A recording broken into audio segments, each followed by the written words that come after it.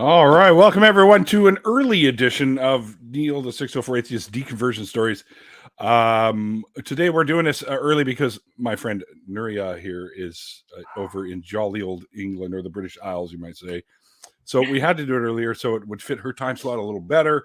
So, and I'm always willing to do so, especially on a Saturday when I don't actually have to get up at 4 o'clock in the morning to go to work. So, so it's always good to be able to be flexible on the weekends. So, welcome to the show, Nuria. Thank you very much, and I'm so sorry this is not your guys' usual hour to do things. Saturdays is my flexible day, so it's okay. We've done this multiple times in the past. Like we've had other folks on from across the pond, like Lloyd Evans, or who else have we? Well, many people have been on here that have been across the pond, so it's not a problem. And I always suggest the Saturdays so that it's easier for folks to do it. But just a quick reminder, guys. I now have memberships, so if you want to be a member of the channel, feel free to hit that little join button. And I'm not entirely sure. You'll get some cool little shit you can use in the chat and whatnot. But other than that, I actually, funny thing, I just bought these a little package of red flags that I'm going to be using from time to time. So if I hear something that's going on, I'm going to be like waving the red flag. You're going to pull. I thought you like red. I was thinking like red cards, like soccer.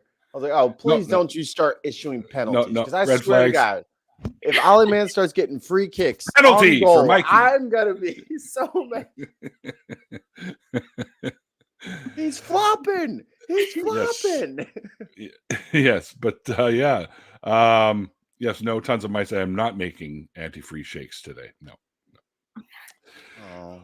That's what I do. I work in a lab. I test antifreeze to make sure it's within compliance for Canadian laws and stuff like that. So I get to be a chemist. So it's a lot of fun. Oh, thank you, Tons of Mice. Tons of Mice is now a new member of the show.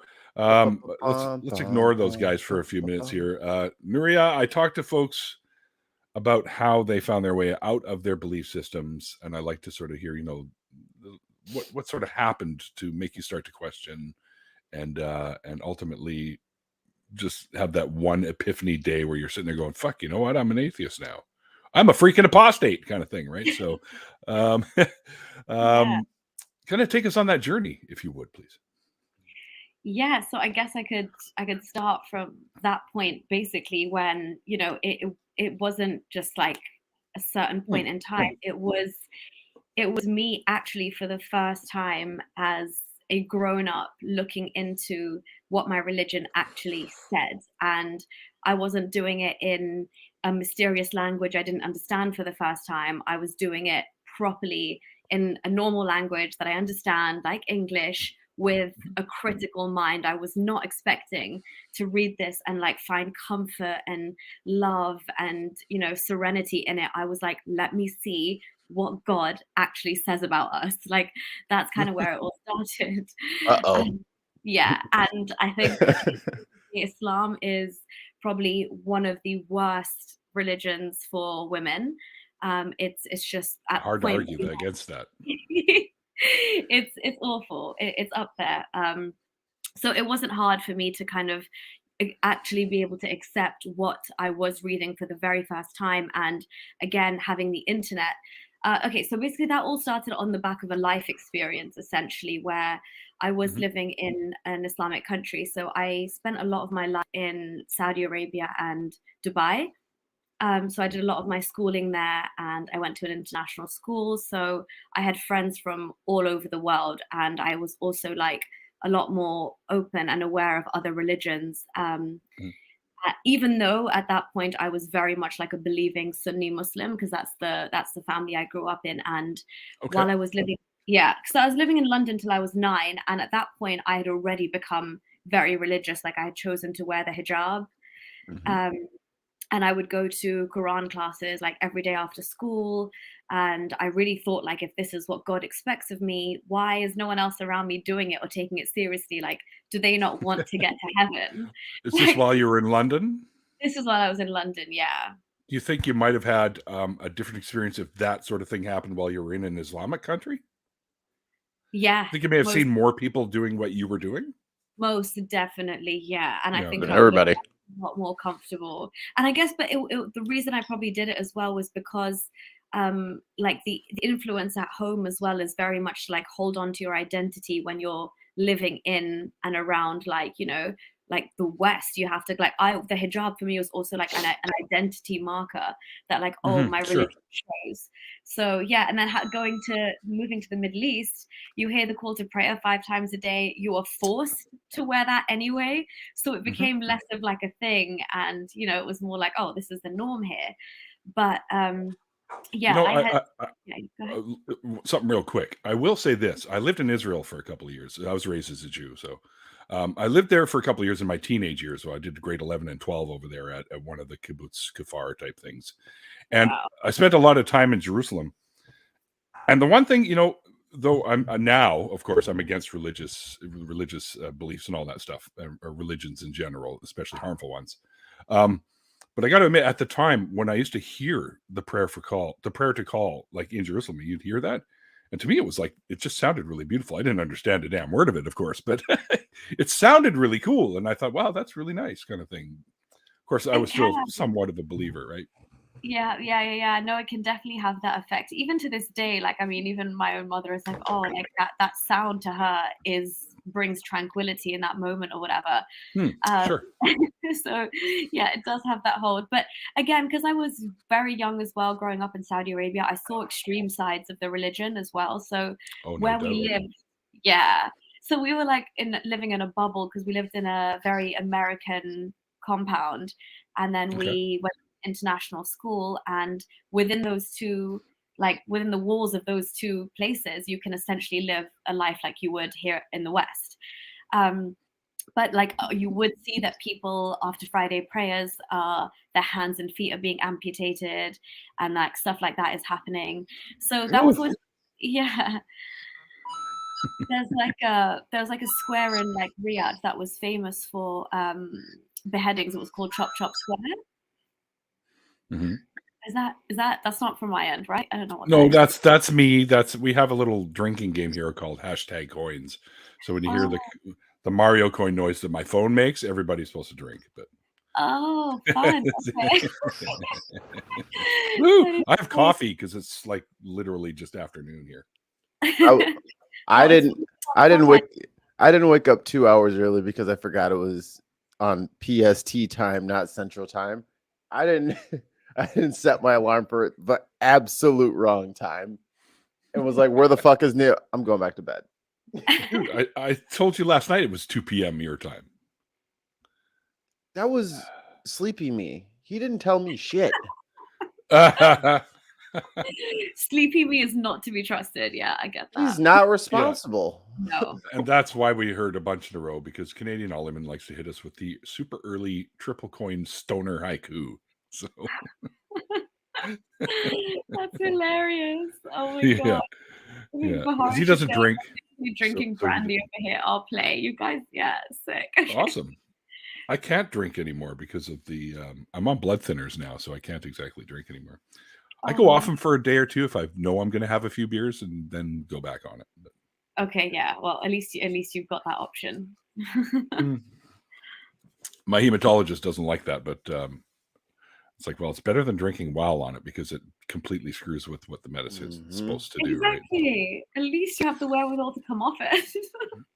Yeah, exactly. All right, now that we've derailed, and it happens, don't worry, it happens all the fucking time. Let's just get back to the story of you in London there, and what, or yes, in London, because you were, because my question kind of derailed us. Yeah, sure. So just basically, so growing up in Saudi, I'm like a teenager as well now, and the hijab has like come off because I didn't feel the need to like, have to outwardly show that anymore. I had to wear an abaya anyway all the time, like going to and from places. So what is an abaya? Oh, like the whole black, like long dress type thing. Okay. So you have to basically be in that anyway. So after you're like 9-10 years old, they put that requirement on you. And while I was living in Saudi, there was such a thing as the Mudawa, which now they phased out, but it's called the religious police. And they basically are there to enforce, you know, that your head is covered and you're not mingling with boys and you're not, you know, doing that kind of thing. Yeah, I know. Damn nasty boys. I know, right? But yeah, and then I moved to Dubai, which seemed a lot less, like, obviously strict. It was like a perfect East meets West kind of balance for like a chilled out lay Muslim like myself. So because my time I've been there, and it's actually quite beautiful there too. Yeah, I mean, it's not. I mean, for me, it had become like home at this point. But in general, now, I mean, I don't think I could live there now. Even while I did live there, you have to kind of travel every 3 months because it does get a bit suffocating. It's very like everything's kind of in your face and very like man-made, and so you sometimes just like crave. I call it the Vegas of the Middle East. I was about to say it's like Vegas. Yeah, it is. It's like 100%. Vegas of the Middle East. You get sick of it. You do, honestly, you do. It's but yeah, I can see the appeal as well. So yeah, that was like the kind of the perfect mix. And then the kind of I come from a Pakistani background as well, so as you grow up, you're not really encouraged or supposed to like date. It's kind of meant to be like you find someone or your parents find someone, then you get married kind of thing. So my parents were living like the expat life. So, you know, like my dad was getting transferred for his company. So they were moving to Malaysia and basically they gave, I know. And so it was either like you can come to Malaysia or you have to like get married because we're not leaving you in Dubai, like just dating or being single or that kind of thing. So, wow, really? Yeah. So again, Malaysia, here we come. I know. And the thing is, to get a job in Malaysia, you had to like prove to the government that you are more worthwhile than a Malay.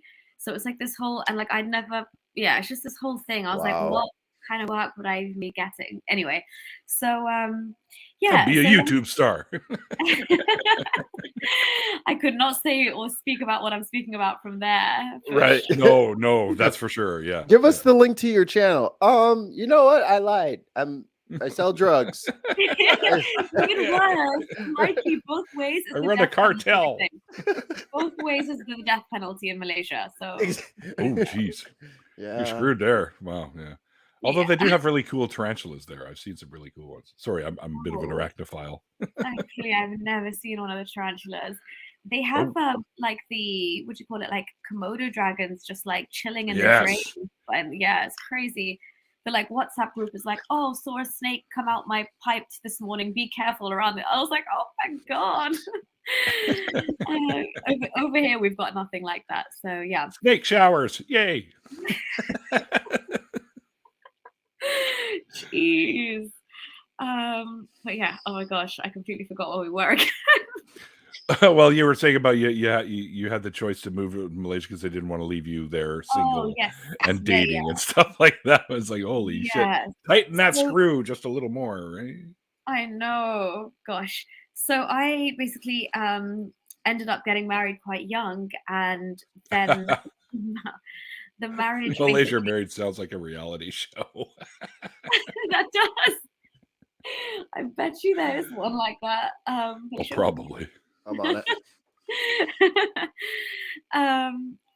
Sorry, I was just reading what Dale was saying in the comments. So I eventually, I got married, and it kind of like derailed really quickly, even though at that point in time, like I wasn't really aware of kind of like, you know, just in general, like the different forms of that abuse can take, and like what emotional abuse and things like that were, even financial abuse. So when like things got really bad and I was like, oh gosh, like I need to like do something about this, or I need to like, you know, understand what's happening.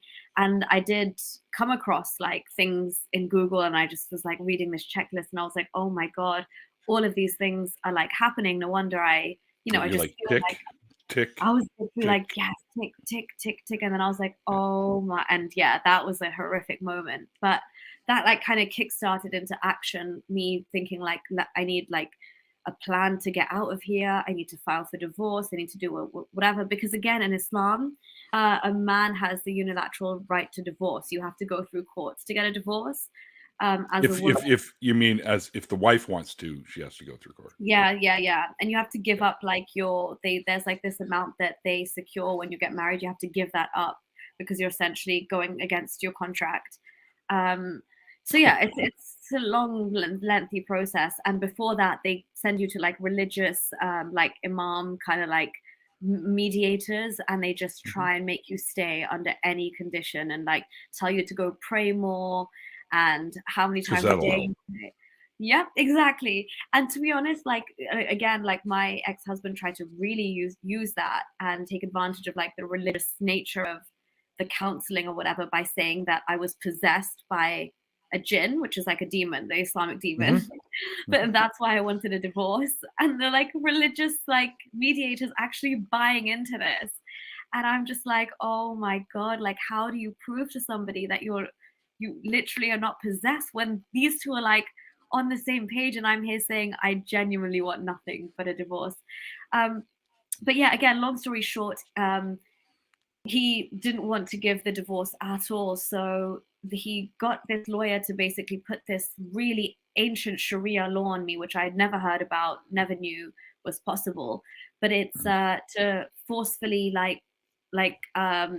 you could basically, you're arrested and forcibly taken back to your marital home and you can't leave there without the permission of your husband. So like you're essentially just like kidnapped, right? And kept hostage. Yeah, sounds like it. Yeah. So they tried to put that on me. And again, like my just Western mind and even my parents were like, there is no way that's happening. But it turns out that it was like very much possible there. And when it got really, really bad, I had to leave because like I called the British emergency number and they were like, listen, like just do not hand your passport over to them because all of these things that are crimes or that they're saying are crimes in that country just don't exist. So like if you still have your passport, come back. And essentially that phone call saved my life. And I got back.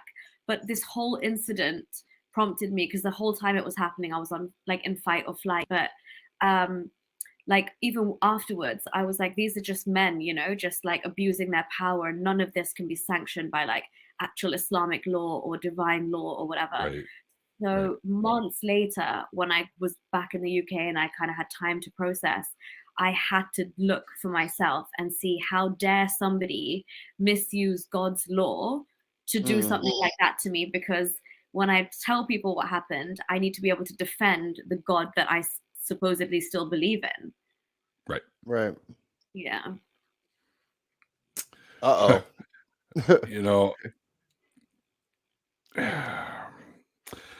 as I think most people today, all of us sort of, I mean, I can't say all of us because there are many religions that aren't of the Abrahamic flavor, we'll say. I think all of us today can understand just how horrific some of these laws can be on people. And I think the Abrahamic belief systems are one of the belief systems that most people are walking away from, because I think we're now realizing just how damaging and painful they can be at times. It's almost as if, like most, especially in Islam, it's like it's stripping away your identity almost. Yeah. It's making you think you have an identity, yet it's stripping away your actual identity, I think.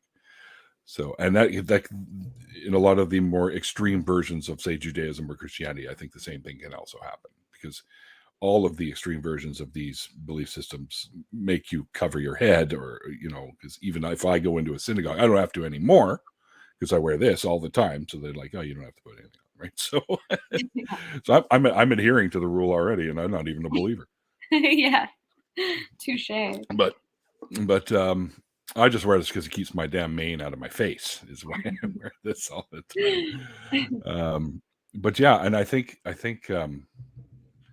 you were basically a possession to these men, right? So yeah, and basically, I think that's horrifying in these religions. Yeah, for sure. So yeah, so okay.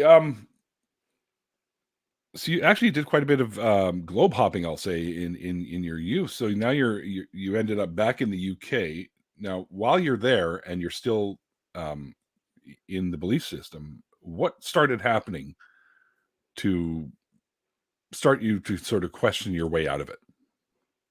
Yeah, so essentially, basically, this law that was put on me, which was the official Sharia law, was called Da'a Zawjiyya. And so my first instinct was to Google what the hell that was, right? And like where it came from and how it's landed up in Sharia.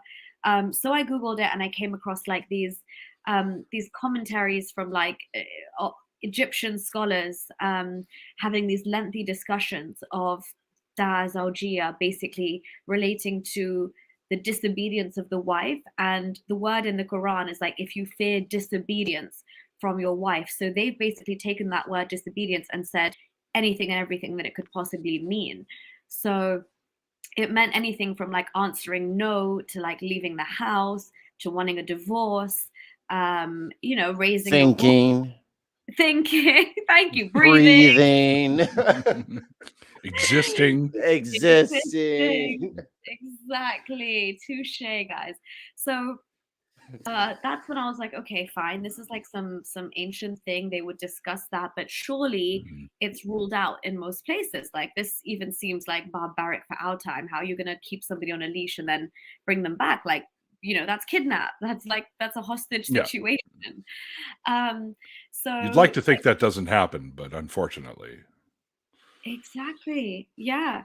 And so then I did figure out that in most countries in the Gulf, like the Gulf Corporation like area where Saudi, UAE, Bahrain, Kuwait, Qatar, most of these countries don't use this per se, but like if you have a lawyer who knows like how to go back with these loopholes in the law, like in the UAE, a progressive city like Dubai was still allowing for the use of this to be applied in that manner.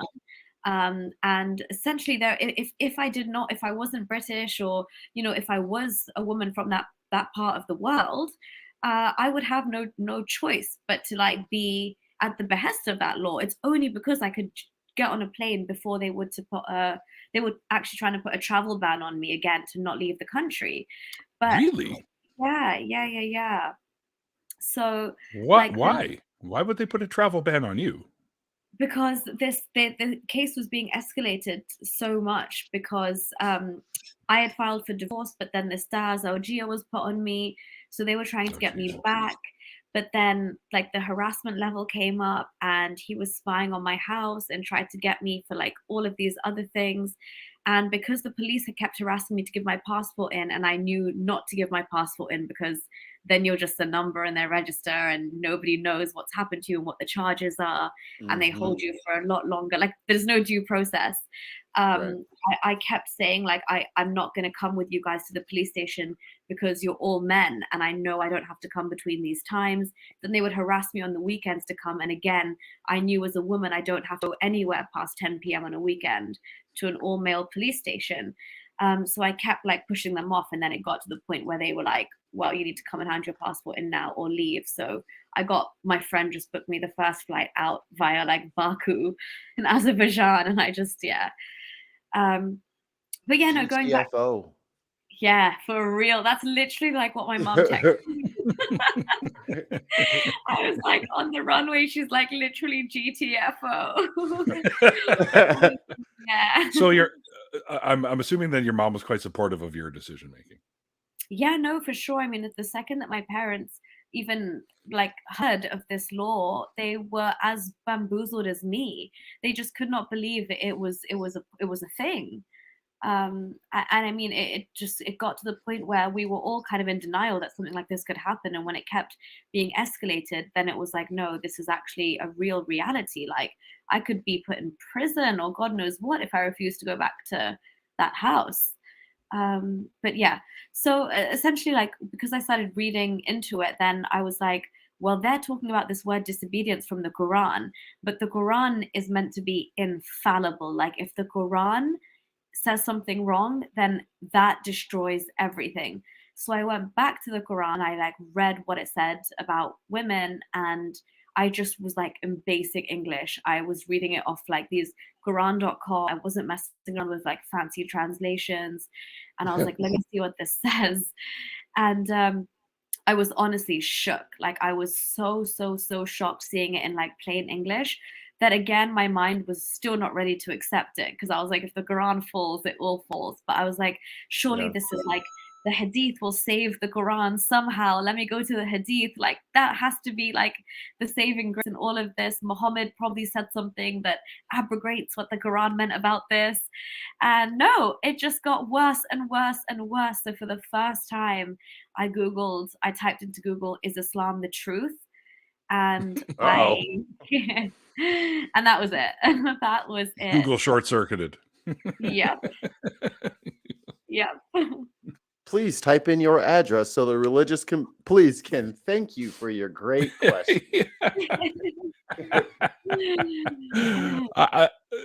Did you ever look into other belief systems, like to see if maybe that would be a better fit for you, or did you just decide to put them all behind you, kind of thing? Honestly, after Islam, I was like, oh, no, like, hell no. I've never, like, honestly, like, fool me once, shame on me. Shame on you. Fool me twice, shame on me. Like, no way. Never again. And also because Islam failed me so badly, like, it seemed to me that because I'm letting go of those beliefs, Christianity kind of falls with the domino, and mostly Judaism falls with the domino as well. So I wrote off the Abrahamic faiths completely. And then Judaism started the whole fucking ball rolling anyways, damn it. Exactly. And like paganism and all that. We can go back and back and back. Right? But like, sure. Since the first human decided to worship a rock or the sun, then everything came after that. Yeah. Or the moon as well. Never trust a human. Yeah, there was moon worship for sure. So I gave Farish a moderator wrench.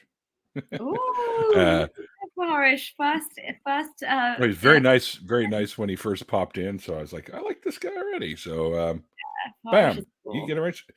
And then tons of my said I'm like the Oprah with wrenches. You get a wrench, and you get a wrench, and you get a wrench. Accurate. So, oh, he's saying thank you. Infidel, I thought I already gave you a wrench, so I corrected that. Yeah, what'd you do with the last wrench we gave you? Keep up with your wrenches, people. You broke it and forgot to return it for a warranty replacement. Oh yeah, the Craftsman. Yeah, that's right. That's right. Now we're gonna get. I'd like to talk a little bit about your channel. Yeah, sure. What prompted you to start the channel? And I actually, let me combine that with like my second question. What prompted you to start the channel, and what do you think is probably the topic you speak about the most on there? That's a good question. So for me, it was like, honestly, like feeling like I had been absolutely fooled, but not just me, like generations of, I mean, my family to date are still in this process of being fooled by something which has such a grip on you, right? So a lot of it was like, you can't sit on information like this, no matter how crazy they might perceive you to be, but you can't sit on information like this and not pass it on, right? Like if it's that dangerous, whereas I think Islam warrants the critique that comes at it all day long because of how dangerous an ideology this is. Like, it genuinely is just, it's not a religion by any stretch of the imagination. It's honestly masquerading as a religion, but it's a political expansionist cult. And it completely got out of hand, but it is full, even if you look at Sharia and you look at the Quranic prescriptions and how it was spread, it is through and through, like, just, it's a political system. And so I just think that there is so much dirt within Islam's own sources, but we have on a mass scale been lied to for so long as an entire community, been fed like hadiths and stories about a woman throwing garbage. What's a hadith? A hadith is like the sayings of like the Prophet and like his companions, the compilation of those things. So you get a lot more understanding of like what was happening, how he went about things. So because you're supposed to emulate him, right? But these hadiths have come 200 odd years later. So it's like the telephone game of like somebody said to somebody and somebody said to somebody that the prophet said this, you know? I always refer to them as like the Coles notes, the modern Coles notes that go along with the Quran. Yeah. Like the explanatory sort of stuff. But again, like you put it perfectly with the whole broken telephone thing, which really all the Abrahamic religions formed from a broken telephone game. Yeah. It was exactly. All oral traditions that passed through until they were written down, right? Yeah, no, touche. But yeah, sorry, so basically, yeah, just because we've been fooled to on such a mass scale, I'm like, if that information like just even if it changes the mind of one person, all I have to do is just put a hadith on my screen and say read that for yourself. Like that's implicating Muhammad, that's implicating all of Islam. He's marrying a 6-year-old, consummating the marriage at 9. Like it's there, like that's your own it's right there. Yeah. So that was kind of the motivation, is just to, a lot of it was like women have such a bad time in Islam that it was just kind of to educate them on what it actually says about them and not the wishy-washy, more palatable version that we're just sold. So that was the inspiration behind it. And it's been about a year or so since I started. Obviously, like I've met other atheist YouTubers along the way, and then we kind of do collaborations and I end up talking about other things along the way, which I absolutely love doing. Like just before this, we talked about all the flood myths that inspired the Quran and the Bible. And so there's all of those learnings to come out of it. But like primarily it was to just try and educate women about the reality of Islam. But yeah.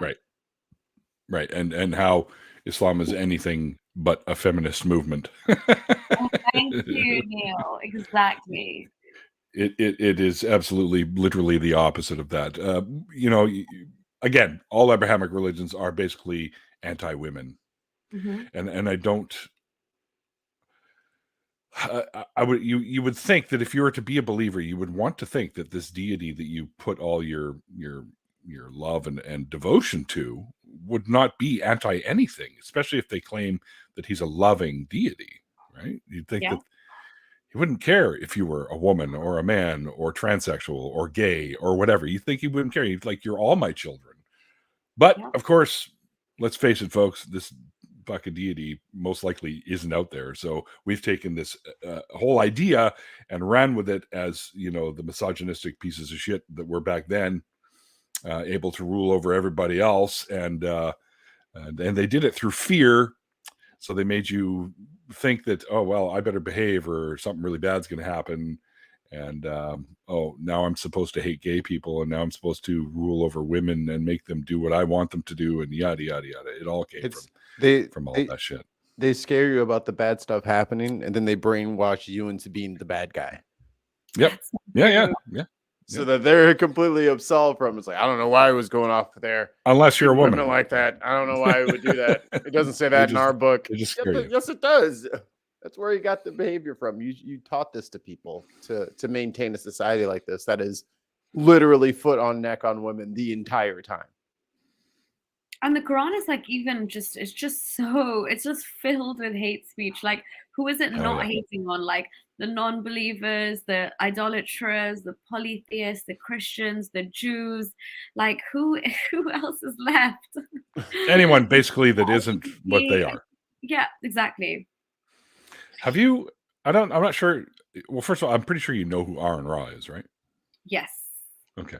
Have you done anything with him? Because he's currently reading elements of the Quran. He does a whole little show. Oh, that's going to be interesting. I would say reach out to him. I would absolutely love to. He's incredible. From what I've seen. Yeah. So I mean, if he's gonna go head to head with the Quran, I'm all here for it. I will. I'll put the word in his ear, but I would definitely say reach out to Aaron, because I think he might, because he always has folks with him doing stuff with him while reading this stuff out there. And I think, honestly, you and there are many other ex-Muslims that I think would be great on the show, like Apostate Prophet or Apostate Prophet, is it? Yeah. AP. Yeah. Who's been on here as well. A good guy.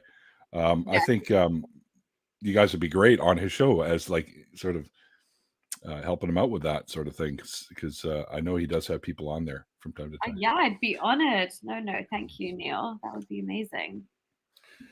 I'll definitely put the bug in his ear for sure. Bridge the world of Islam, one person at a time. I'm here for it.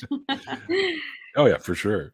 What when you first started doing your channel, how long? Well, not how long, but like what sort of things were you noticing? Like, were you gaining a lot of followers quite a early on? Like, were you, because I notice a lot of people going to YouTube to look for people talking about stuff like this.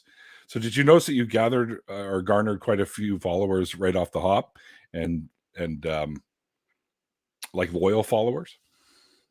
Yeah, I mean, there's definitely people who have been around since day dot, and like they still are. I mean, even for Harish, he's been there from way back in the day.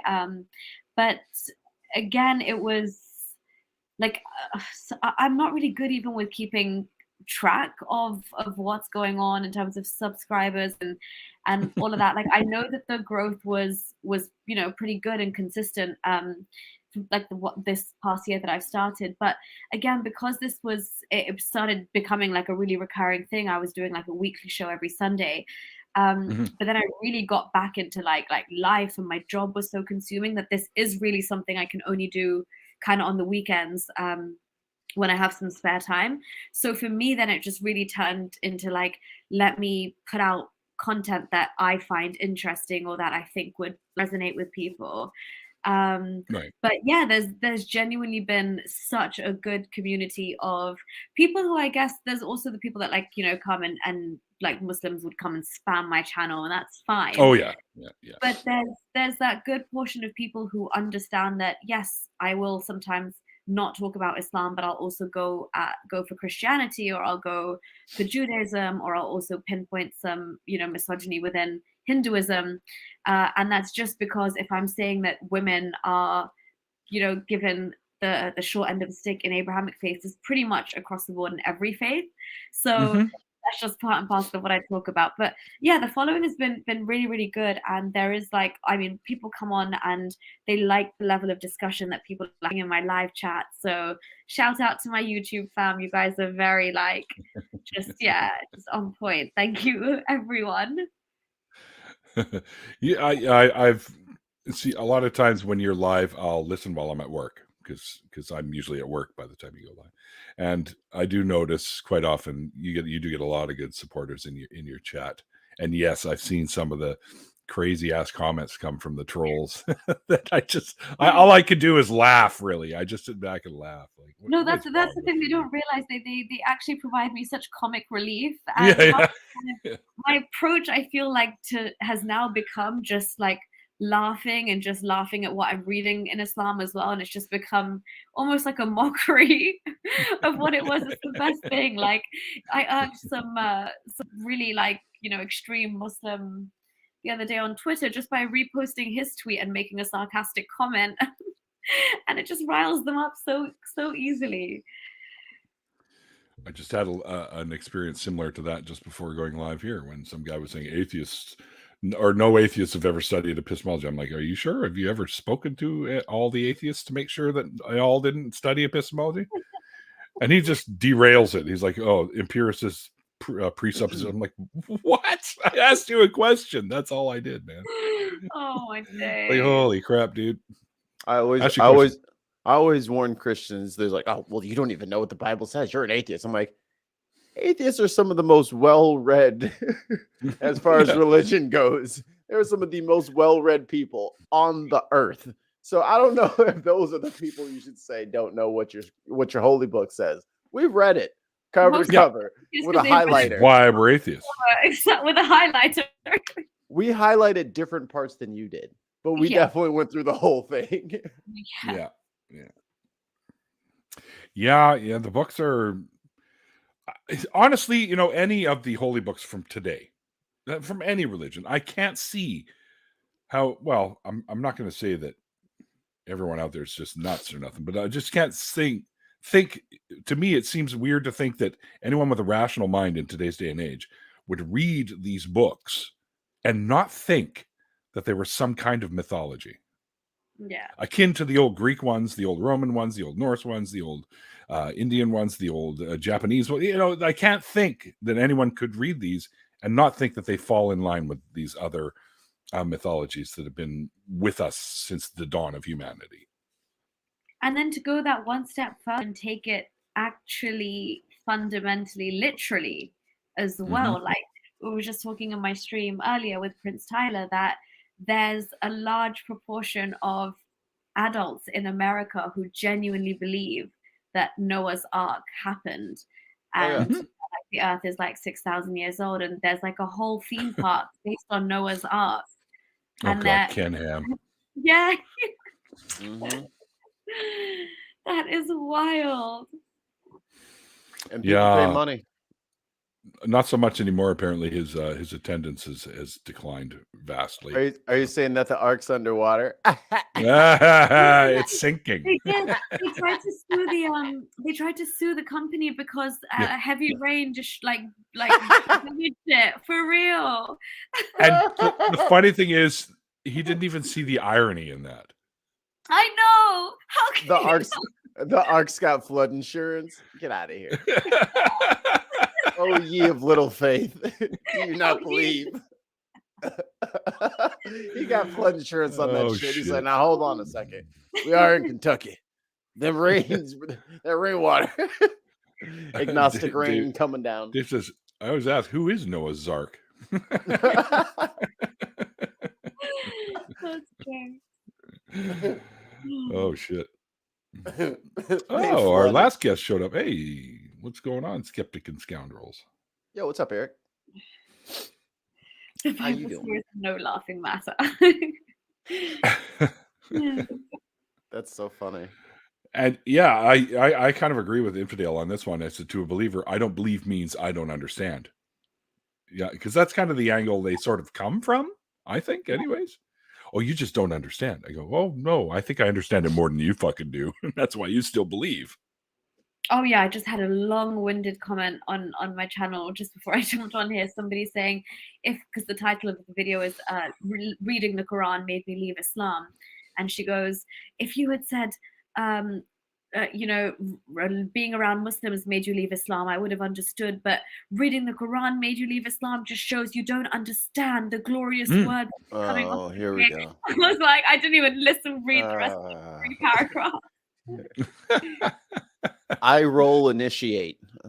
For real. How do you sort of deal with these folks that pop up on your channel like that post these ridiculous comments? Generally, how do you deal with that? Generally, just I laugh it off. It's so funny because it's honestly just turned into like comic relief. Everyone's just laughing. So I just want them to realize, like, just honestly, that the sheer silliness sometimes of what they're saying. Like, why are you going off on like 6 paragraphs telling me about the subjective supposed beauty of the Quran and not understanding what the word is saying? Like, beat her. Like, how is that their beauty within that, right? But honestly, it helps me keep going, because the fact that, like, they're at whatever level they're engaging with the content enough to try and come up with a rebuttal of some sort, I'm like, at the very least, it's seeping in there somewhere. And if anything, it is desensitizing Muslims to what ex-Muslims are saying about Islam. And when we do blaspheme, we're slowly but surely desensitizing them. Good. Very good. Actually, that kind of ties into the next question I want to ask you. Have you ever had someone like show up in your chat that has, I don't know if people would actually admit to this, but they're like on the fence about their beliefs, and they might ask you questions to better understand their position so they can go one or the other way, like either remain or go free, which I'm sure you're hoping they break free. But I'm like, have you ever had someone in the chat like that? Because I personally have had a couple of times where I've had people that were teetering, and I've ended up getting emails from people saying, wow, you know, listening to your show and listening how you guys talk about this and your thoughts on all of this kind of pushed me over that edge. And now I'm going to call myself, at the very least, an agnostic. You know what I mean? Like, have you ever had someone like that in your chat that has actually reached out to you? Yeah, that does happen quite a bit, and obviously not as much like live on air, because Islam, usually the backgrounds that they come from as well, like even not showing your face, and even with a voice changer, the risks are usually so high. If not for society and community, it's also like their very own families. Some of these people are like, you know, sometimes using a VPN and listening with like, you know, earbuds in like, you know, under the duvet under their bed, because they can't even leave a YouTube trail of who they're listening to. But yeah, a lot of emails, but those kind of like, you know, like just hearing you out, listening to these perspectives, like coming across your channel or other channels that they've come across, eventually cemented their position and being like, okay, I can take this step. So I've had a few people who have taken off their hijabs, some people who have obviously left their religion altogether. And yeah, it's always amazing. It's just sad when they're mentally emancipated, but they're physically still in a country where they're living a double life. They've still got to go through the motions. They've got to fake praying, fake fasting, and yeah, it's just. How do you fake fast? You pretend. Just gotta eat you go to and you have crisps and chocolates under your bed that you've stashed away. Well, you had me at chocolate, so. I noticed that Tons of Mice has posted your channel link. I do have the channel link in the description box below. Thank you. Just so you guys know. Also, I think I have your Twitter down there. Thank you. And I also have your Patreon too, because I think what you do is important, and I think people should help support you. Thank you. I think I'm probably going to become a patron myself. So. Oh, thank you, Neil. I really appreciate that. Hellbound Hillbilly is saying, just talking about the Noah's Ark theme park, their insurance claim was declined because it was classified an act of God. That is jokes. It really should freaking be. Yeah, it's pretty funny folks that hang out in my chat. They're all good folks.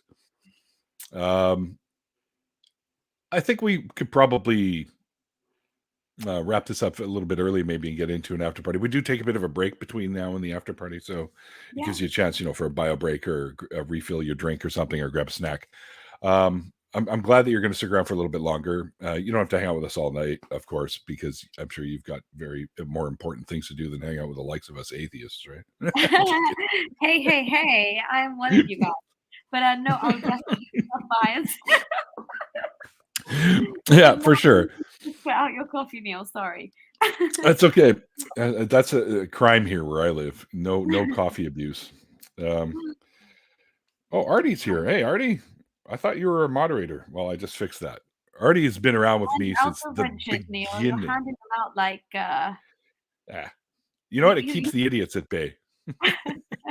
If they come and see a sea of blue, they're like, I better not say anything stupid. Yet some do, and then they get the boot. So it's all that's just if no idiots have infiltrated the wrenches. I think I'd notice. Okay, good. Cool. I may not be the sharpest pencil in the box, but I'm still fairly well sharpened. The sharpest wrench in the toolbox. Neil is wrench crazy. Well, yes, you could say that. Before we do bring this to a close, I'd like to ask you, Nuria, if you could go back in time. Yeah. There we go. To your younger self, what advice would you give to yourself at that point about all of this? About religion and things like that? Well, just about where you were at, because you know a lot of stuff that happens from that point on. So what kind of advice would you go back and tell yourself to maybe better your future position, let's say, or something like that? I know it's not good to screw with the timeline, but still. I guess I would tell myself, and it sounds a bit like harsh, but I guess to be cruel, to be kind in the long term, I would say not to put complete blind trust and faith in all authority around you, like around me, because as a child, that's what we tend to do, right? Like what your parents tell you, what the teachers tell you, it's gospel, and you really you internalize that without questioning it, and to the point where you when you genuinely are thinking differently to people, you question yourself as being the crazy one and everybody else being. But sometimes I think if you were to trust your gut and think that, like, a decision that you make for yourself, or even if you seem to be like the black sheep of the family, it's not because there's something wrong with you. It's just yeah. I'm also the black sheep, so I can most of us are, though, aren't we, Neil? Like you leave behind faith, you go against the grain, you do things that, it's just you're just you, basically. There's a problem with all these people. I will say this, since coming out, like I've been an atheist. I'm going to claim that I've been an atheist for quite a long time. I mean, I had issues with all of it, even back when I was doing, as we little Jewish kids do, Hebrew school, where you learn about. I had questions that they couldn't answer, so I spent a lot of time out in the hallway for being a bad boy, asking the wrong questions. But I it's weird because I remember being a kid and then talking to God, but then at the same time not really thinking that there was one there to listen to it.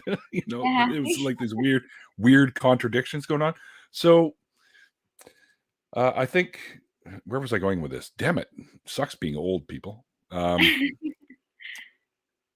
I think a lot of people, I don't think I'm alone in that. I think a lot of people do, in the back of their minds, have these sort of lingering thoughts about whether or not they can really swallow this pill that there's some form of a deity out there that is actually going to help you. I think I could almost say that most people probably have that lingering thought in the back of their mind, because we are basically, it is all faith driven. It is all believe because we tell you to believe.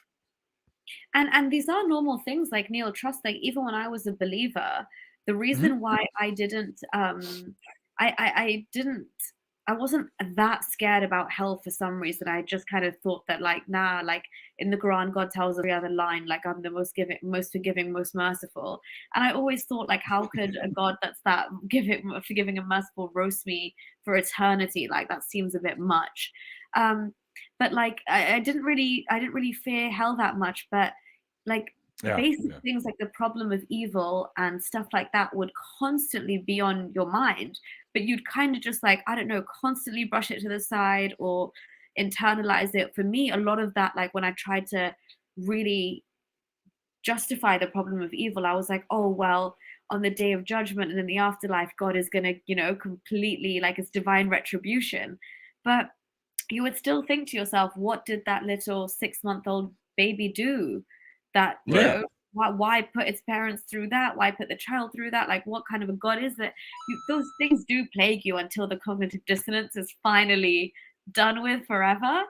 I think that's the moment you start thriving.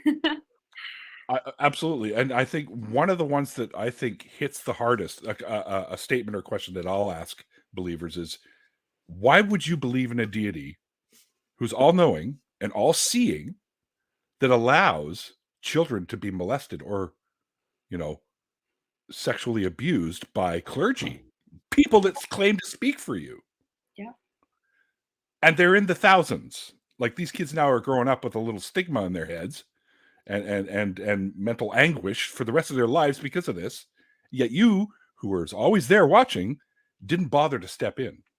Yeah. So this is a difference between me and this deity. If I saw something like that going on, even at risk to my own safety or health, I would stop the fucking actions from going on. And there you have it, Neil. You are already better than God. Well, that's what I was going to say. That makes me more moral. Yet your moral relativists claim that this deity is the ultimate morality. No. I'm sorry, but no. No, not at all. And even worse that he was just there watching the entire Yeah. time, not to intervene. It's just beyond Yeah, comprehension. and possibly even whispering in their ear, "I'll get you later for this." Like, what do you mean? Yeah. What? Oh, yeah. Yeah. I guess Dave's referring to when I was spending time in the hallway, jamming his thumb into the rabbi's eye. I need answers. Well, the Irish would give me, where is she? Yeah, Tell me your secret. Well, Nuria, I want to thank you very much we finally made this happen. I know we've been talking about it for a little while now, but thank you so much for joining us for this hour and sharing your story with us. No problem. I'm glad we finally did make this happen. And yeah, I'm definitely going to try and stop by the after party at some point as well. So hopefully I'll catch you guys there. Well, yeah, we're probably taking a bit of a break. I've got it scheduled for 1:30, but we'll probably go a little earlier than 1:30. So, which is, I believe, 9:30-ish your time. Okay. So, which isn't too late. So if you can jump in for 15, 20 minutes, that'd be amazing if you could do that. Yeah, sure. Grab some dinner and then I'll hopefully catch you guys there. For sure. It was amazing having you on. I'm glad I'm personally glad, especially when I talk to ex-Muslims, I'm even more happy that ex-Muslims were able to break free from their belief system, because it seems to be literally the level 3 of the Abrahamic faith that went completely all out nuts. You know what I mean? Like, yeah. Completely all out strangling, and the rules just got stricter and stricter as time went on, and people jumped off of this initial belief.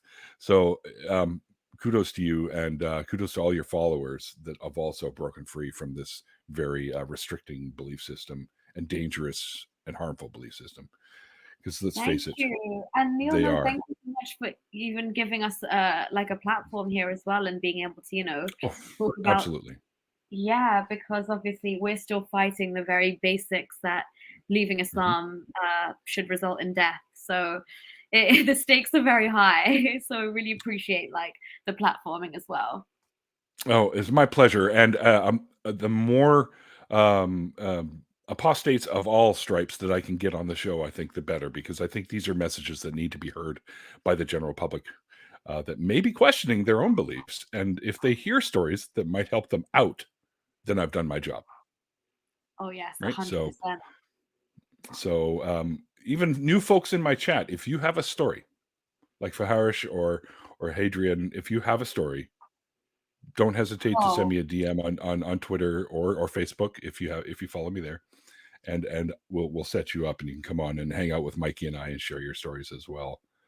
They definitely have stories. I know Hadrian definitely has a story. I love the name Hadrian. That's great. Come on down, guys. We don't bite unless you pay extra.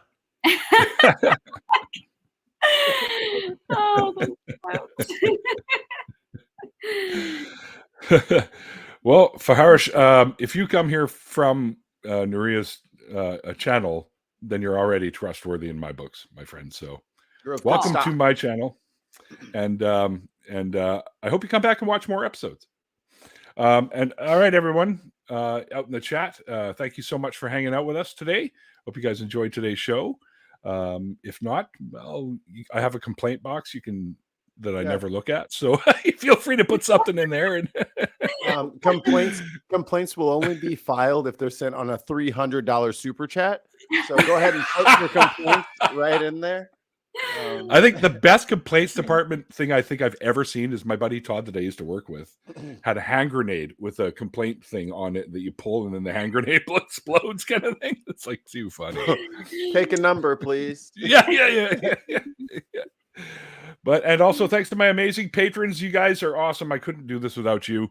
And members. You keep the power on. Oh yeah, and members. That's right. Because I'm not used to it yet, Mike. We just started up the membership thing. If you like what I do here, consider becoming a member. We've got a handful of you now, so thanks to everyone who has become a member.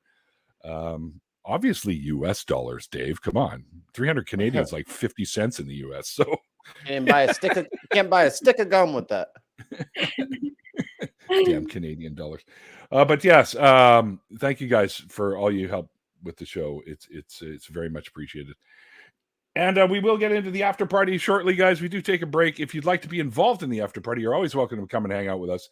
And you can just let us know one way or another through Twitter, or at Mikey Famine down there. And also, I'm at 604 Atheist on Twitter, and you can just send us a message, and we'll get you a link, and you can come and hang out. Until then, guys, like I always say at the end of the interviews, like the late, great Christopher Hitchens once said, it's called faith because it's not knowledge. And we'll see you guys next time.